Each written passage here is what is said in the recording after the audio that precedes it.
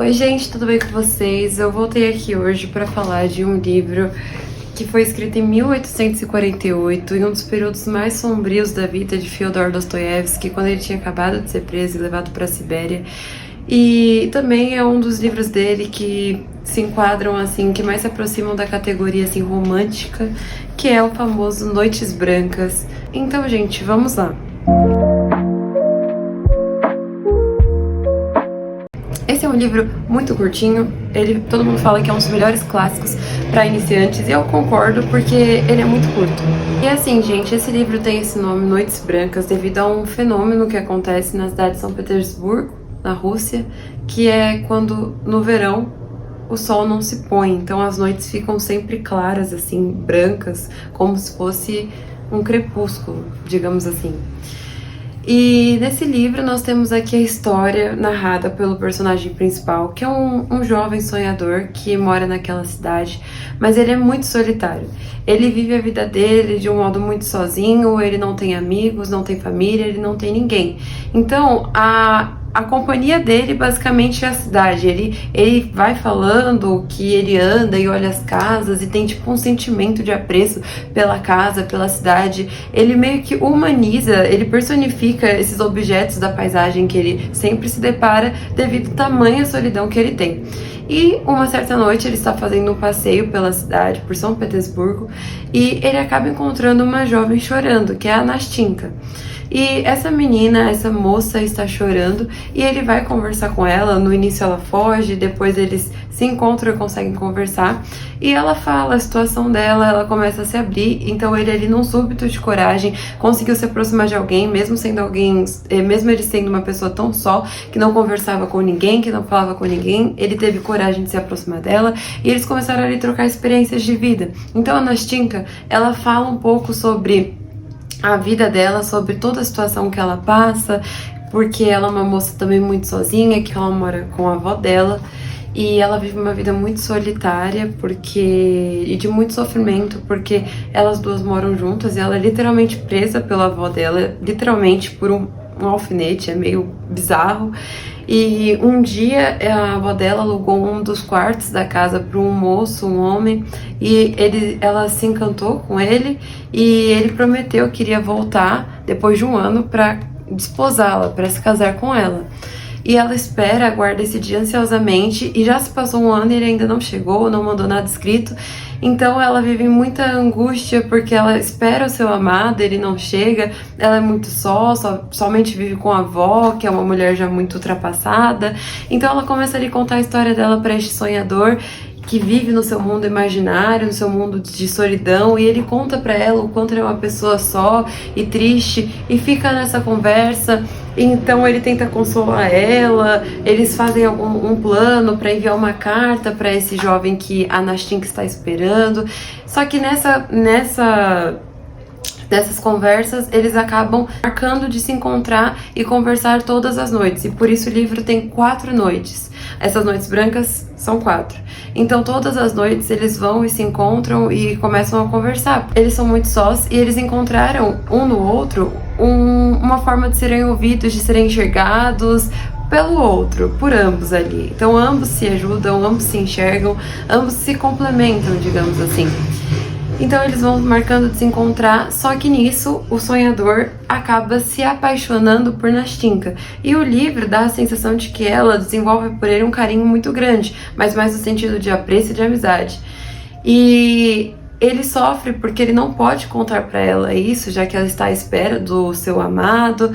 E no final acontece uma reviravolta, que quando ele declara os sentimentos para ela e ela meio que se conforma, assim, de ficar com ele e assume que também tem algum tipo de sentimento ali por ele, o amado dela, aquele homem que ela esperava, aparece e ela vira as costas pro sonhador e vai atrás daquele por quem ela esperava. Então, realmente, a cada noite eu ia lendo um pouquinho e eu ia lendo uma noite, e o planejamento era fazer o quê? Ler uma noite por noite. Só que eu acabei ficando muito curiosa quando fui chegando no final, para saber aonde aquilo tudo ia dar. Então, eu comecei lendo uma noite por noite, só que acho que na penúltima eu já li a penúltima e a última, e amanhã, que é o outro dia, que é o último capítulo do livro. E essa foi a sensação que eu tive no final. Eu quero deixar bem claro que no começo você não sente isso. No início, o livro tem um tom meio satírico, pelo menos me pareceu um tanto quanto bobo. Assim, você perceber quanto aquela pessoa, aquele personagem se entregou pra uma mulher que ele tinha acabado de conhecer por se sentir só e já se tornou tudo assim pra ele. E é um pouco ridículo, assim, em olhos de julgamento, a entrega daquele personagem pra uma pessoa assim e o desenvolvimento de um sentimento que ele passa como se fosse algo tão profundo em um período tão pequeno, em momentos, em 4 noites de conversas.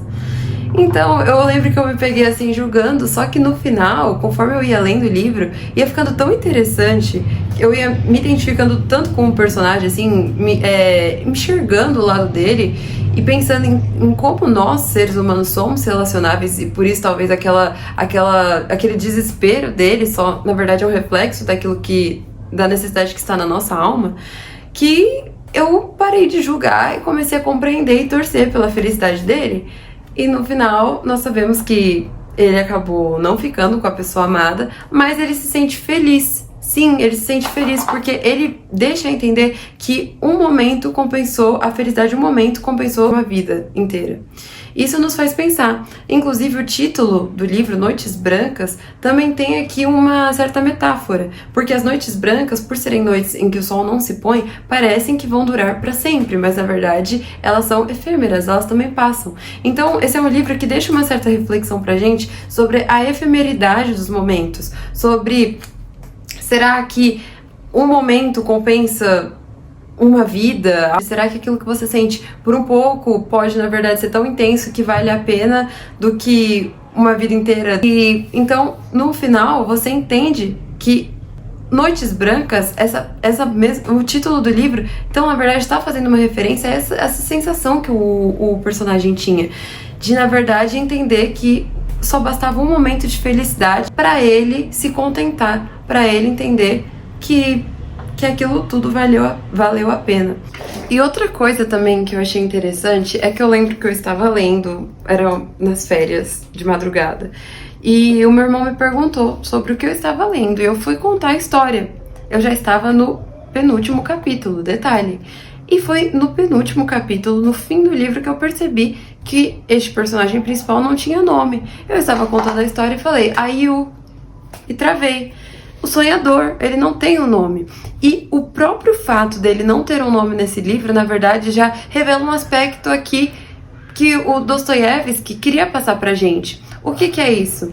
Esse sonhador, ele vivia tão preso no seu mundo imaginário, no seu mundo dos sonhos, no seu mundo irreal, que é quase como que se ele, fora da sua imaginação, na vida concreta, na vida real, fosse inexistente. Então ele nem é nomeado. Por quê? Porque ele só é conhecido como sonhador. Ele só existe no mundo das ideias. No mundo real é como se ele fosse uma pessoa inexistente. E isso me trouxe uma reflexão muito grande, porque muitas vezes nós tendemos a pensar e sonhar e ficar com a nossa cabeça na lua como uma forma de escapismo da nossa realidade. Mas o escapismo exagerado, viver pensando, idealizando e sonhando e não estando no momento, no presente, na situação de verdade, pode nos levar a uma inexistência do nosso mundo físico, a uma inexistência das nossas experiências. Então, quantas vezes nós estamos em um lugar e ao invés de estarmos aproveitando aquilo, vivendo aquilo, nós estamos tão presos em nossos devaneios, em nossos sonhos e pensamentos, que nós, na verdade, não estamos existindo naquele lugar. Ali, nós não estamos lá, nós não estamos vivendo aquilo, nós não estamos experienciando aquilo, nós não estamos sendo reais ali, porque nós estamos em outro espaço e estamos perdendo aquilo que o físico e o real têm a oferecer pra nós. E no final, a Nastinka, ela foi uma personagem que, por mais que ela foi mostrada como sonhadora, por viver só e por idealizar um certo tipo de relacionamento com um homem que ela esperava, que ela tinha tido pouco contato, né, que era o inquilino, ela no final acabou fazendo a escolha mais lógica. Por mais que ela tenha também se apaixonado pelo sonhador e tenha tenha passado noites de conversa com ele, ela não se entregou a este sonho, a essa ideia remota. Ela ficou com aquilo que seria mais real, que era a possibilidade de um casamento sério com aquele homem que já tinha prometido para ela que iria se casar com ela. Então, mesmo assim, eu percebo que o livro está mostrando dois tipos de sonhadores. Aquele sonhador que vive no mundo das ideias e não consegue se conectar com o seu redor, e aquele sonhador que, por mais que viva no mundo das ideias, no final vai escolher o que está ao seu redor, porque é melhor ter o pouco do que existe do que o muito daquilo que não existe, na concepção da segunda opção.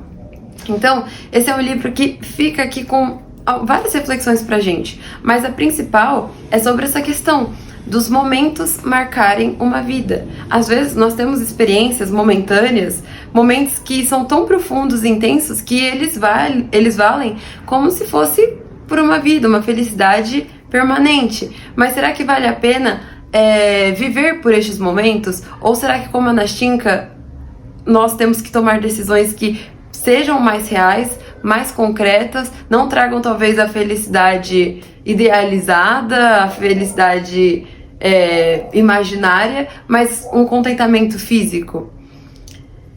Enfim, fica a questão sobre a efemeridade dos momentos, sobre o contentamento permanente, o contentamento momentâneo, e sobre trocar o mundo das ideias, tomar cuidado para não permitir que o mundo das ideias, de certa maneira, corroam o nosso viver no mundo real. Na realidade, gente, o livro finaliza com a seguinte frase dita pelo sonhador: "Meu Deus, um momento inteiro de júbilo, não será isso bastante para uma vida inteira?"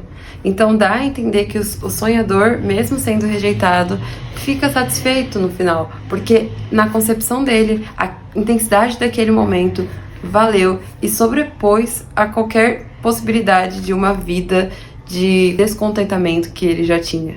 E mais outra frase que evidencia isso. Antes ele diz assim, ó: "Agora, quando estou sentada ao seu lado e falo consigo, tenho medo de pensar no futuro, pois no futuro está novamente a solidão, novamente esta vida inútil e cheirando a mofo. E com o que vou sonhar, se desperto fui tão feliz ao seu lado?